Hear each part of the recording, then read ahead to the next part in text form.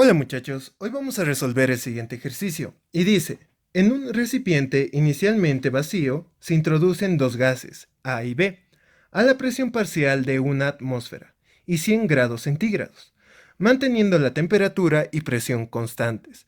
Se produce la siguiente reacción. Cuando se alcanza el equilibrio, el grado de disociación es de 0,25. Calcular A. Las constantes Kc y Kp. B. Las presiones parciales A, B y C. Como es de costumbre, siempre tenemos que comenzar tomando bien los datos. Nos dice que las presiones parciales de A y B son igual a una atmósfera. Entonces hay un dato importante, que la temperatura va a permanecer constante al igual que la presión. ¿Esto a qué se refiere? Que nuestra presión no tendría que variar. Entonces tomemos beneficio de ello. La presión inicial va a ser igual a ¿qué? A la suma de las presiones de nuestros compuestos. Y como inicialmente solamente teníamos A y B, entonces va a ser una atmósfera más una atmósfera. Y esto me va a dar lo que es 2 atmósferas. Y esta sería la presión total que tengo, pero en el inicio. Entonces, como esta va a permanecer constante, mi presión en el equilibrio va a ser igual también a 2 atmósferas. En ahí ya tengo un dato extra. Ahora, lo siguiente. También decía, se introduce A y B en un recipiente vacío. Entonces, como nosotros sabemos, los gases ocupan siempre el volumen del recipiente que los contiene. Así que el volumen de A va a ser igual al volumen de B, y esto a su vez va a ser igual al volumen del recipiente, pero en vez de ponerle volumen del recipiente simplemente lo voy a nombrar B. Continuamos. Otro dato que nos dan es el grado de disociación. Por lo tanto, tenemos que trabajar con lo que son moles o concentraciones. Así que comencemos con ello. En aquí, como podemos ver, nuestros datos iniciales solamente nos dan presiones. Hay que ver la manera de volver estas presiones a moles o concentraciones. En este caso, lo que yo voy a hacer es usar moles. Así que, por el famoso pavo ratón, despejando lo que es moles de A, me va a dar que moles de A es igual a la presión de A, volumen de A, sobre la constante universal de los gases R y por la temperatura. Entonces, en acá, mi presión de A es una atmósfera. Mi volumen de A, como hemos dicho, va a ser simplemente B. Y mi R es la misma para cualquier tipo de gas. Ahora, la temperatura es 100 grados centígrados, pero es la misma para el sistema. Ahora voy a hacer lo mismo para la parte de B. Mis moles de B, ¿a qué van a ser igual? Va a ser presión de B, volumen de B, sobre la constante R por T. Entonces tengo lo mismo. Mi presión de B era una atmósfera, así que voy a tener una atmósfera, y mi volumen de B, como es el mismo recipiente, simplemente va a ser B. Y R se mantiene constante, T es la misma de la temperatura de mi sistema y es constante, o sea, mi equilibrio va a ser la misma temperatura. Así que como podemos ver, en aquí esto es igual a esto. Entonces, ¿qué conclusión se podría sacar? Que los moles de A son iguales a los moles de B. Y esto a su vez lo puedo nombrar moles iniciales. Entonces ya tengo este otro dato. Ahora sí puedo comenzar con lo que es mi reacción y su análisis. Eso es lo que vamos a hacer a continuación. Como es de costumbre, vamos a dividir a la reacción en tres partes, que es inicio, reacción y equilibrio. ¿Y qué es lo que tenemos en cada una? Primero, en inicio hemos deducido que los moles iniciales de A son iguales a los de B, así que los hemos llamado moles iniciales. Y ambos son iguales. Entonces, el ejercicio nos decía que es un grado de disociación del 0,25. ¿Qué significa esto? Que el 25% se va a separar y va a formar lo que es nuestros productos. Ahora, lo malo del problema es que no nos especifica si este grado de disociación es para A o para B. Entonces, analicemos para cada caso. En aquí, ¿cómo sería? Sin grado de disociación, esto va a reaccionar cierta cantidad X. En aquí va a reaccionar cierta cantidad X, pero por este coeficiente viene a ser 2X. ¿Y cuál era el concepto de disociación? Alfa venía dado por lo que es moles consumidos sobre moles iniciales. Para la disociación de A, ¿qué sería? Mis moles consumidos son X y mis moles iniciales son N sub 0. Entonces de aquí podría despejar lo que es X y me va a dar que X va a ser igual a alfa a N sub 0. Ok, para el grado de disociación de B voy a hacer el mismo análisis. Para este caso, mis moles consumidos son 2X y mis moles iniciales también son N sub 0. Entonces de acá puedo despejar lo que es X y me va a quedar que es igual a alfa sobre 2, N sub 0 sobre 2. Entonces, como han visto, el resultado va a cambiar dependiendo para quién asignemos este grado de disociación. Si lo asignamos para A, tendríamos que usar lo que es esto. Si lo asignamos para B, tendríamos que usar lo que es esto. Así que, en este caso, yo voy a resolver asumiendo que el grado de disociación es para A, puesto que como han visto es 0.25 y 0.25 por 2 me da lo que es 50% o 0,5, lo cual es un valor aceptable. En cambio, si mi grado de disociación fuera, no sé, del 60%, o sea, 0,6, al sustituir en acá, va a ser 2 por 0.6, lo cual me da 1.2, o sea, significa 120%. Y en ahí me va a dar lo que es moles negativos, y eso ya no es aceptable. En ese caso, sí o sí, mi disociación tendría que ser para lo que es B.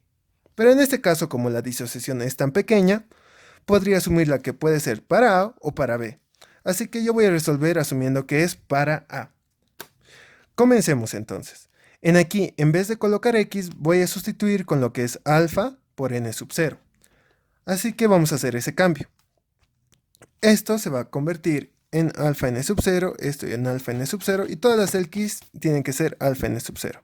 Esto va a ser alfa N sub 0, alfa N sub 0, y en acá sería 2X, o sea, 2 alfa N sub 0.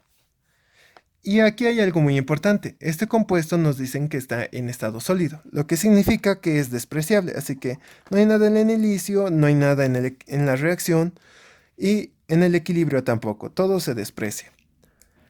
Aquí simplemente voy a de una vez factorizar lo que es moles iniciales y me va a dar que es 1 menos alfa. En acá, lo mismo, me va a dar 1 menos 2 alfa. Y simplemente en acá tengo 2 alfa N sub 0.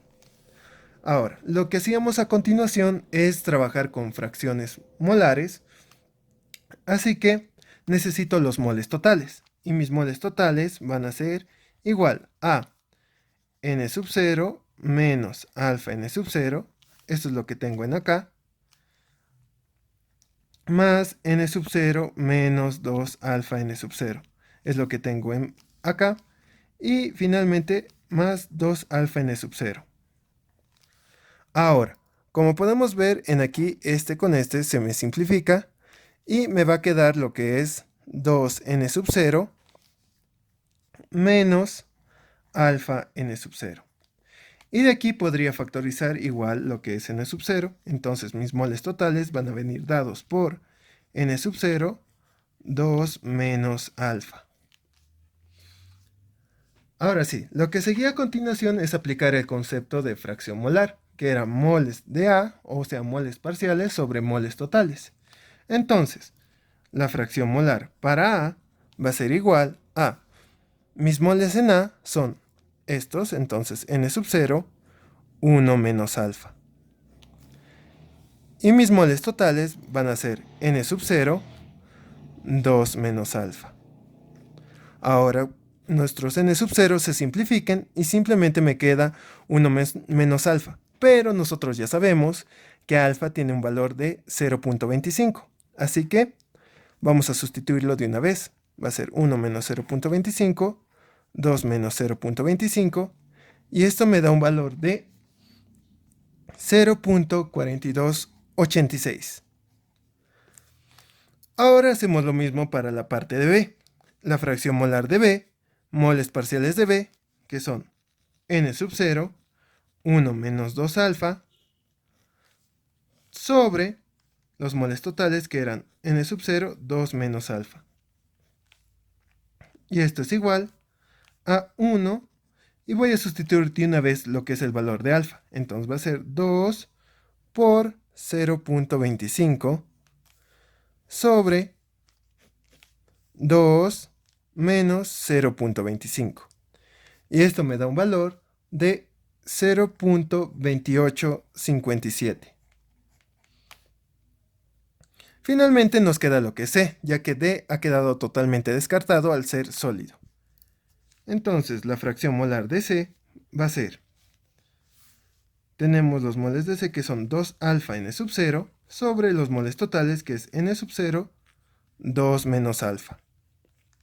Nuestros moles iniciales otra vez se simplifican y nos queda 2 por alfa, que es 0.25, sobre 2 menos alfa.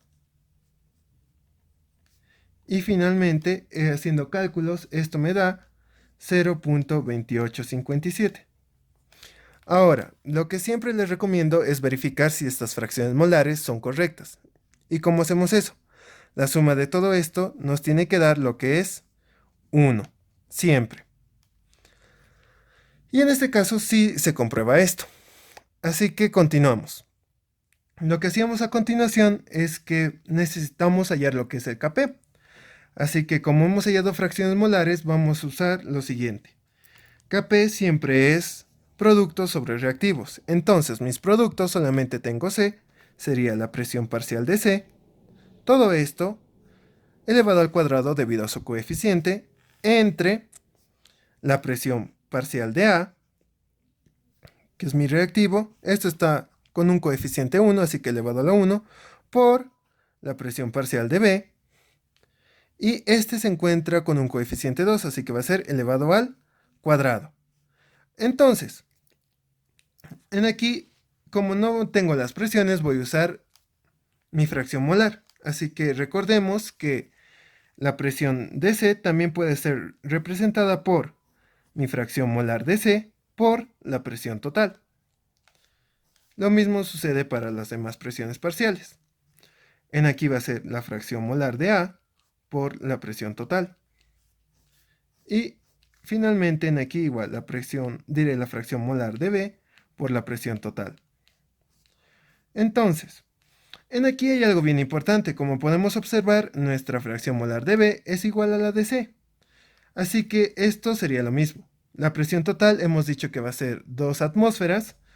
Entonces esto con esto se puede simplificar y simplemente nos va a quedar esto. Así que el resultado sería 1 sobre la fracción molar de A, que es 0.4286, por la presión total, que es 2 atmósferas.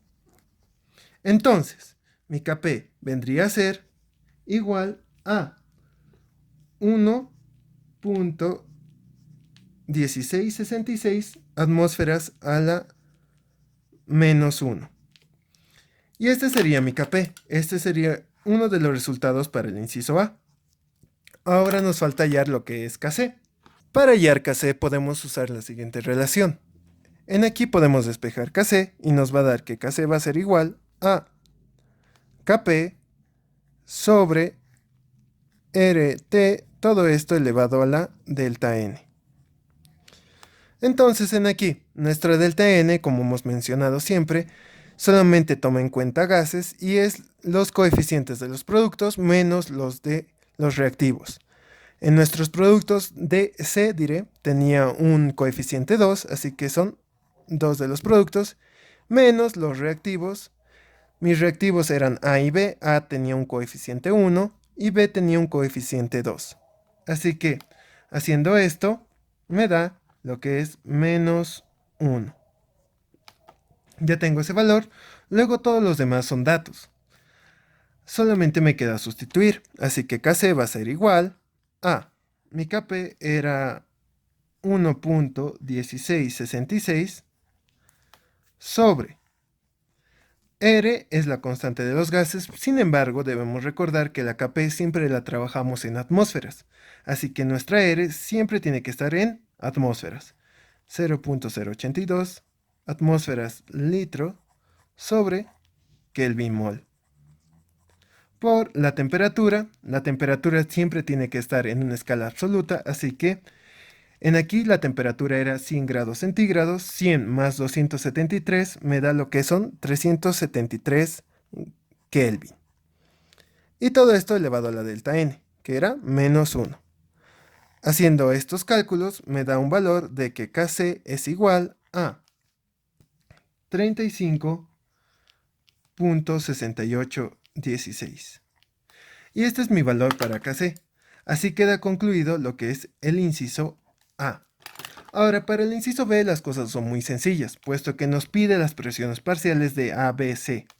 Entonces, la presión de A va a estar dada por la fracción molar de A en el equilibrio por la presión total. Y como sabemos ya tenemos todos estos datos. Nuestra fracción molar de A era 0.4286. La presión total en el equilibrio, como la presión se mantenía constante, era 2 atmósferas. Y esto me da un valor de 0.8572 atmósferas. Ahora hacemos lo mismo para B. La presión de B es la fracción molar de B por la presión total. Y la fracción molar de B estaba dada por 0.2857. Multiplicado por las 2 atmósferas, que era la presión en el equilibrio, y esto me da un valor de 0,5714 atmósferas. Y finalmente tenemos lo que es la presión de C, la fracción molar de C por la presión total. Y si no nos equivocamos, la fracción molar de C era igual a la de B. Así que esto me va a dar un valor igual a lo que es la presión parcial de B. Y estas serían las respuestas para el inciso B.